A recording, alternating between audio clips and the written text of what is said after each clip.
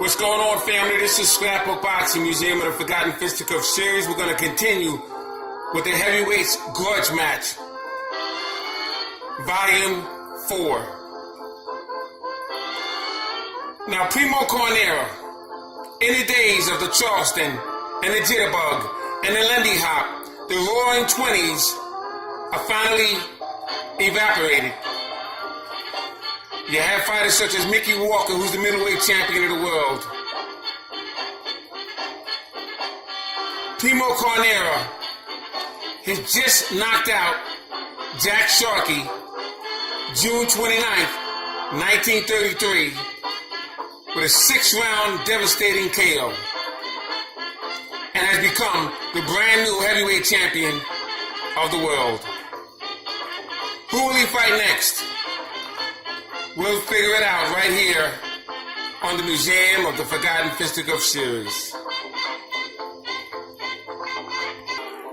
Now, after Jack Sharkey was destroyed in 6 rounds, June 29th, 1933, Primo Carnera has been on a run with fighters such as Harold Mays, who he defeated in 4 rounds in Syracuse, New York, Jose Santana, exhibition match, and Paulino Escudon, who he would face in Rome, Italy, a welcome home party, where he would defeat him in 15 rounds.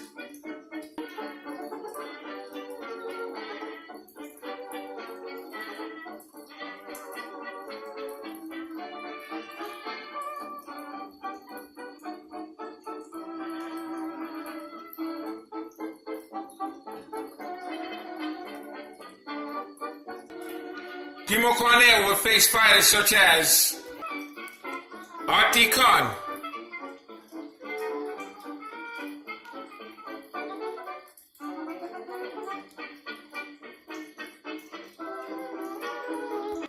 in line for his heavyweight championship would be fighters such as Sammy Baker,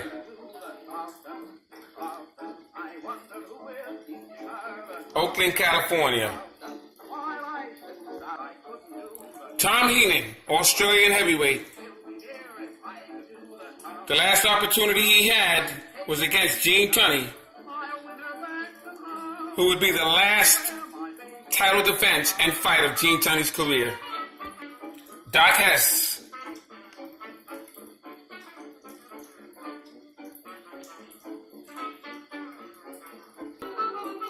Battling Bozo,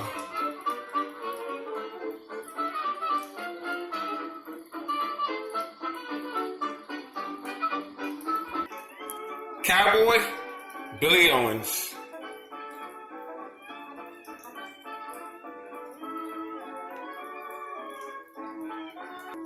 Dick O'Brien of Cincinnati,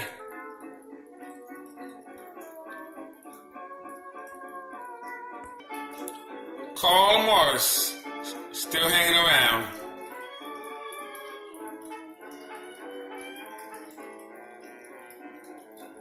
Oklahoma.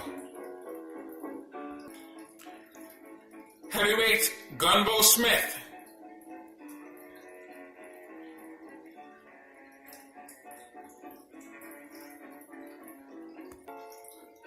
Al Norton,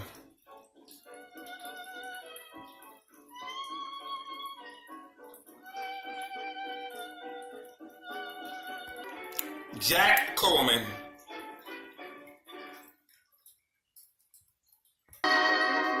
Johnny Lisco, Cleveland Baker Boy,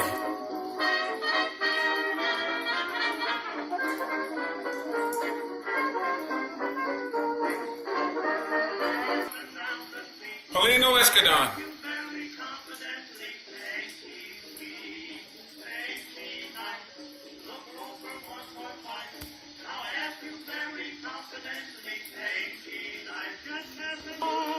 Phil Floto, Los Angeles heavyweight,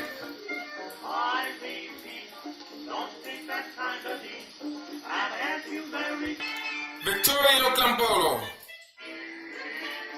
Argentinian heavyweight,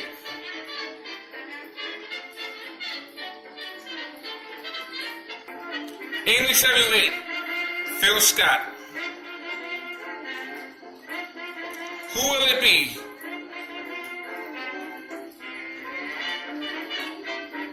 To face Primo Carnera for the heavyweight championship strap. You guessed it. Max Baer, the Livermore Lopper. Now, Max Baer was born February 11th, 1909, Omaha, Nebraska. He died November 21st, 1959 in Hollywood, California. He stood 6 foot 2.5 inches and weighed 192 to 226 pounds. He was managed by Ansel Hoffman and trained by Mike Cartwell. Max Baer would enter the Ring Boxing Hall of Fame in 1968 and the World Hall of Fame in 1995, along with the International Boxing Hall of Fame. He would have his professional debut in 1926 on May 16th against Chef Harbaugh, Stockton, California. He would knock him out in 2 rounds. He would have 16 fights that year. In 1930, January 15th, he would face Milton Tiny Abbott. Oakland, California, he would lose to him in 3 rounds. He would have 10 fights that year. August 25th, Frankie Campbell, San Francisco. He would knock him out in 5 rounds. He would unfortunately kill Frankie Campbell right there in the ring. The next fight, December 19th, Ernie Scaff. Tragic story about Ernie Scaff. He would face Max Baer. He would defeat Max Baer in 10 rounds, but suffering a terrible beating because Max Baer was known for a devastating right hand. And he would hit Ernie Scaff several times, but Sandy Scaff would have an ability to take a beating.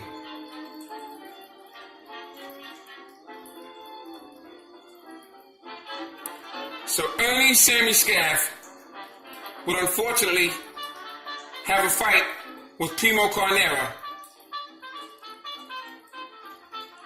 And he would get hit with a blow and collapse in the ring.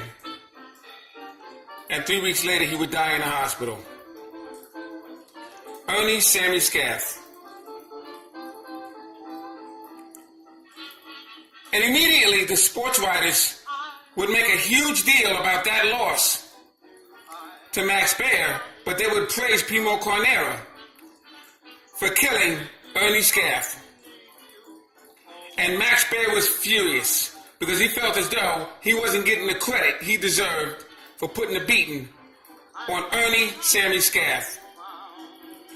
So he said, if I ever get a chance to face Primo Carnera, I'm going to do the same thing to him, but worse, as I did to Ernie Sammy Scaff.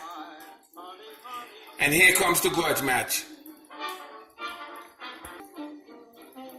Primo Carnera was told, you will be a hero when you go back to your country. You'll be known as the strongest and most devastating man in the world. Primo Carnera didn't want to punch hard anymore in sparring. He didn't want to fight because he felt as though he killed a man. A priest from his hometown wrote a letter stating that his mother wanted him to retire from boxing. So Max Baer was told, take it easy on him. Don't hurt him. I have 3 more fights to use him as. Max Baer said, no, I'm going to tear him apart. So in 1934, Long Island Bowl, the fight would begin. And both men would go at it. Max Baer would be throwing a devastating right hand all night long. Carnera would grab on, and these men would fall down a total of 11 times. Max Baer would hit Primo Carnera so hard in the jaw when the referee broke the fight that Carnera would fall and break his ankle from the weight of his body. Fascinating fight. And at the end of that match, an undercard, former light heavyweight by the name of Jimmy Braddock would be in the audience. after just having a fight with Corn Griffith. He couldn't believe what he was witnessing. But Joe Gould would say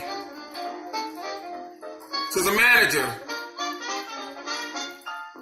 of Jimmy Braddock, if you want this fight, you have to take it now.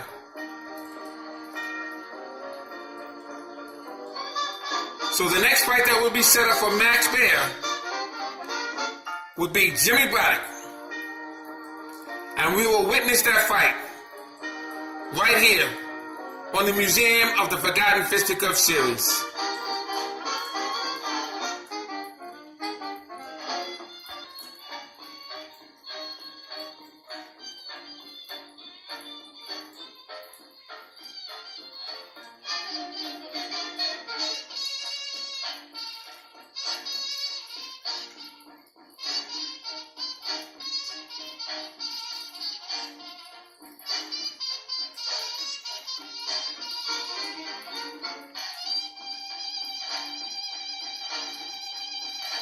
James Braddock would desperately need to fight because he was eating tuna fish out of cans with his fingers, losing money because of the depression. And he would finally get his opportunity to face Max Baer. And we will see that fight next time on the Museum of the Forgotten Fisticuffs series. Salute to my subscribers. Salute to these great fighters. No fighters or fights would ever be forgotten on my channel. Salute to my subscribers. Peace. Look out for ringside historians. Myself, Kurt Sugar, and retro boxing and documentaries.